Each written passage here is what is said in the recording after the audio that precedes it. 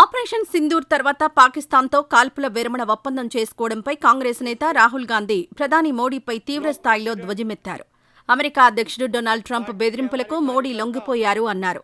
మధ్యప్రదేశ్లోని భోపాల్లో మంగళవారం కాంగ్రెస్ పార్టీ కార్యక్రమంలో పాల్గొన్న రాహుల్ ప్రధానిపై విమర్శలు గుప్పించారు. ఆపరేషన్ సింధూర్ ప్రారంభం కాగానే మోడీకి ట్రంప్ ఫోన్ చేశారు. మోడీజీ ఏం చేస్తున్నారు అని అడిగారు. నరేందర్ సరెండర్ అన్నారు.